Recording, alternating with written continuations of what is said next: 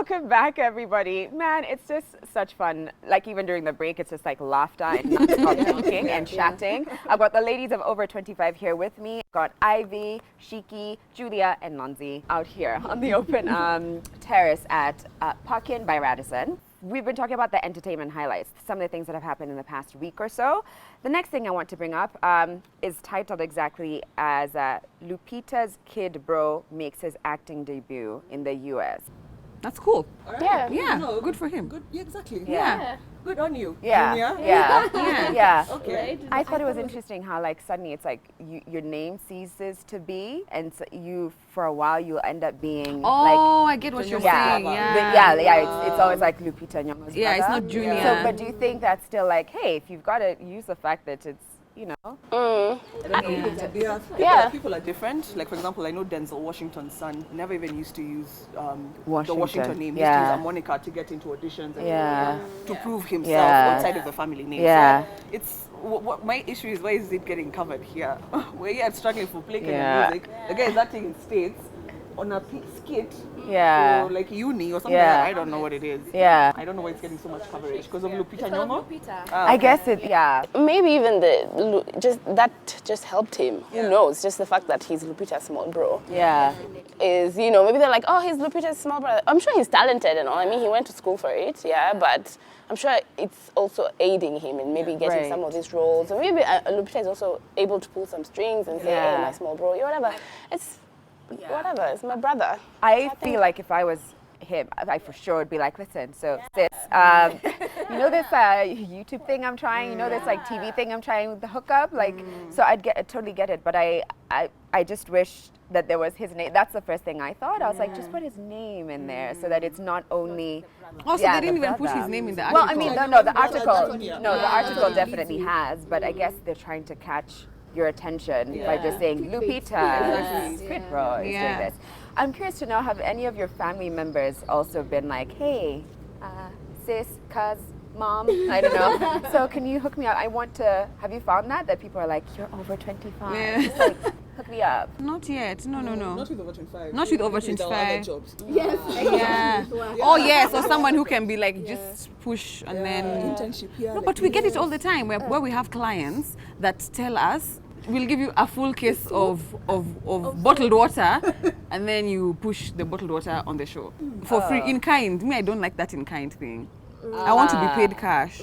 Right. Oh yeah. So now we're talking about give me value for what I'm giving you value for. Yeah. You're getting access to an audience which we've built. It's okay to give me something in kind, but also this is my rate card. I also want to make money out of it. That's interesting. Yeah. So do you find that you get that a lot?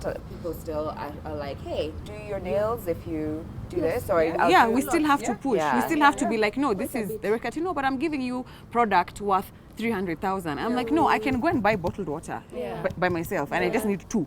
I don't need a full case. You can't pay for anything with the bottled water. Exactly. I used to have an issue with it until I realized big brands, for example, like Nike, they don't pay their influencers. It's a Kenyan thing. Yeah, some of these things is a very Kenyan thing. What do you mean? Where we met with, I don't think I can say, we met with a brand representative of a global brand. Yeah. And she mentioned that she was very taken aback when she was meeting Kenyan influencers. And the first thing they were asking for is, so how much am I going to make from this? And she had to inform them that we actually don't even pay our people out there. Yeah. We don't. I think she got culture shock. Right. That Kenyan influencers demand money first as opposed to exposure. So I did some research in Nike, for example, do not pay people cash. Yeah? But that might be calling blah blah blah. But influencers on you get shoes, for example. But influencers live off YouTube. They make money abroad, and that's what we are trying to do here. Because we have influencers that all they do is produce content, and they produce really good content. They do a lot of reviews, but they also pay. They live off it. They're buying houses. Like I actually have to, I feel very strongly about that. I think there's PR, right? Which is I'll send you products, and that's Nike's maybe business ethos, that they don't pay, they'll send. but there's also never a string of like, if you don't pay, or like, I'm going to send you a pair of shoes, but I'm going to need you to post it 3 times, put a YouTube video and talk about it on Twitter. Yeah. There's nothing like that. And PR on that side, like their PR game is on another level, where they'll send you like on a trip, they'll send you, it won't even just be like, here's lipstick and your favorite coffee machine, because we saw that you like coffee, so of course you're going to be like, oh my gosh, I want to post this. You're inspired to But then to do when it comes to pay, I mean, they're buying $1 million houses. Yeah. They're driving the cars that, you know, only people in like high level government here are driving. Like, they're on another level, and they didn't do that because they accepted a pair of shoes or lipstick. There must have been exchange. So I think there's a difference between the PR angle, which is, let me gift you diamonds, and they get like real like proper gifts. But it's interesting though that someone you met was taken aback, and maybe we're a little too focused on the money. The bit. money. Maybe it's our approach. Well, like here's my rate card.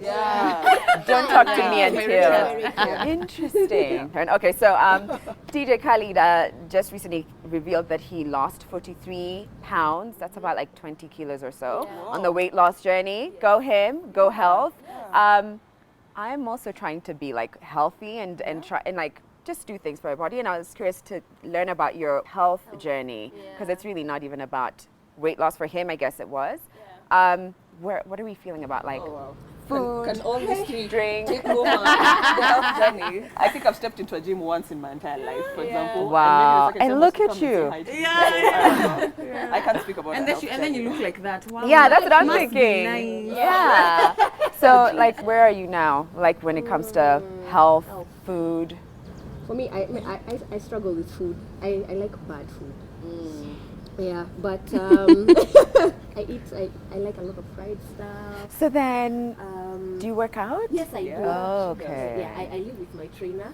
My rent might not be paid if I don't work out. I lose it, yeah. No, but generally, for me, working out, yes, I work out. Okay. And then we're just talking about it with Ivy I think this week. Yes. And we're wondering, is it because we just turned 30? Like, I'm feeling effects on my body. We're just saying, I think we're retaining fat more. Yeah. We get tired more. Yeah, we get tired more. Yeah. But I think now I'm actively trying Yeah. to just balance it out. a Right. bit. Yeah. Yeah, but I'm not like, go health. Go health. Okay. Yeah, let me just summarize. For the long and short of it is me, I can write a whole book about this. About your journey. About body issues and trying to be skinny. But like, what happened? Anyway, I've never been skinny. Like, there's no way I'm gonna have a child and look like this. I know for sure. I know my body. So I'm happy that now you know what it feels like to retain fat. Welcome. Shiko used to call herself fatty on the inside. I used to really catch feelings because I'm like, I still remember. I'm like, she's trying to be cute. She's like fatty on the inside. I'm just like, So I think for me, I started training to lose weight, and then I lost weight. And then I was very militant on myself. I'm like, I have to eat 1 tomato because 2 tomatoes is 50 calories, 1 is 25 calories. You know, I was that kind of person. And I lost weight, but I think I went through what they call a burnout. I just, like the whole of last year, I went to the gym maybe thrice, and I used to go Monday to Saturday. What? I used to train 6 times a week, But then after some I slowly started to burn out. Like I reduced to 3 times, 2 times, then I stopped going.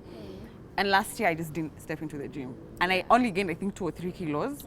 Funny enough, and then this year I don't know what happened. I think you just have, you know, when they say you you focus on being healthy and then you lose weight, or I don't know. I think fitness, no matter how focused you are or how strict you are, if you're mentally and emotionally not aligned, it's not gonna come off.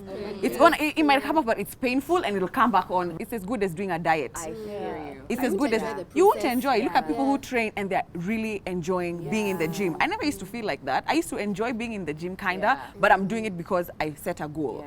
Now I'm just like focused on, I'm back in the gym and I've been consistent since the year started, but it was more like I'm not gonna do it 6 times a week. I'm doing it 3 times a week, and if I miss, I'm not gonna talk badly, because I had a lot of, how could you do this? Look at, you know, now how many calories are this? Minus 200. You know, I was always doing those calculations in my head, so I just stopped, and I just feel fantabulous right now. Yeah. Also, I do a lot of affirmations. I do affirmations, so I don't mind if I jiggle on the beach. Jiggle is good. Jiggle is good. Yeah. For me, first of all, good job, Khaled. I think 2017, I think I actually even started with him. Because I used to follow him on Snapchat and he was always on his treadmill, and I love DJ Khaled, first of all. Yeah, so for me, 2017, I'd just come back from a trip and I was just like, I'm not trying to lose weight. Let me at least just make sure every day or at least 4 times in a week I'm in the gym doing something. And, you know, eventually, of course, your body recognizes this. You start getting more tone, whatever. So, yeah, it becomes a lifestyle, exactly. You start to enjoy it and you have gym-wise. Shiki is my gym wife. So we'd meet in the gym, you know, after gym, we'd have our therapeutic shower after gym, gossip, go to work. It was like awesome, yeah. And then now I've been at it from 2017. Then last year I took a break 3 months because I got injured, but then now this year I'm back. But then this year I call it season 2. I'm back with a plan. So I'm like, okay, now let's see, let me try, you know, food, measure my food, actually have a goal weight, you know, maybe lose 5 kgs here. Like, so right now, this is when I'm like, I have an actual plan. But then before, so everyone out there, just start, you know, just, you know, wake up in the morning, walk, do something.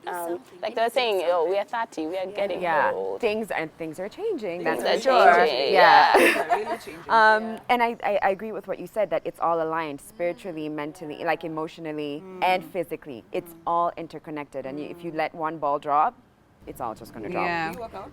Oh, okay. Yeah.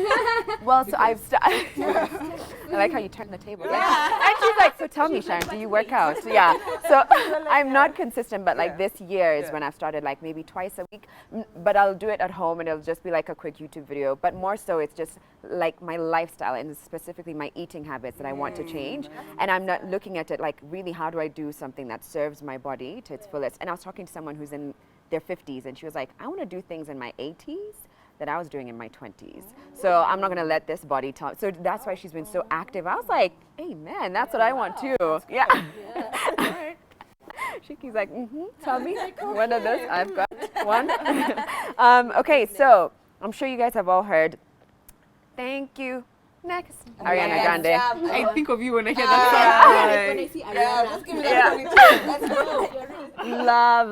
Love that song. And I think she's cool. She's cool. But she recently revealed that that version, she had like 2 or 3, depending on whether she was going to marry Pete Davidson, who's her ex now. And I was like, wow, is that how we should be like looking at life? Like, so I'm going to buy this ring, but depending on how things go, maybe I should also figure out if it's resell. Like I thought that was.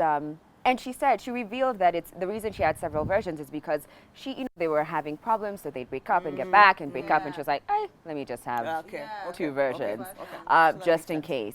And of course, they ended up going with the original, which is the one that just killed it.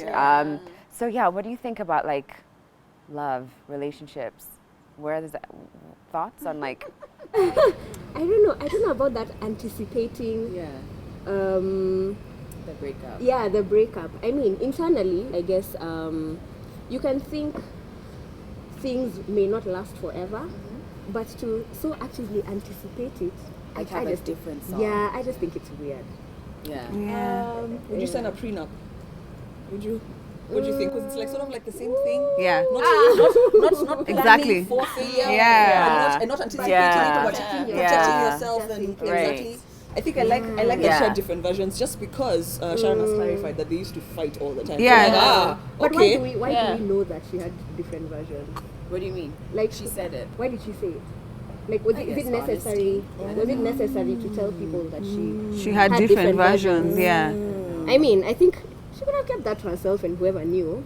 Anyway, I just don't think it was necessary. I like the prenup question though. Yeah, because it's really the same thing. So I think I would get a prenup, but only because I remember in like business law in a uni that the teacher was like, it's not even about like I'm anticipating we're going to break up, but it's even like it's best for the family unit if like if people are coming, and even if you're still together, a prenup would make sure that your assets are protected. She explained it where it's like even if you could still be together and a prenup helps save you, and it's just like a logical thing. But for the most part, if you're signing a prenup, it's because you're millionaire, and it's like You're protecting your assets. I don't know where this is going to go. So I think sometimes we think prenups are really about money, but Yeah. one of the best prenups that I really like and admire is the one between Mark Zuckerberg and his wife, which dictates, there's a clause there that says he has to sit down and have, I think, either a 1 hour to 2 hour date with her every week, or twice a week. So sometimes prenups also dictate time. It's not about the money and the assets and the division. So we must have a date every week. But isn't that interesting that you've got to have that on contract? Isn't that a little busy? The guy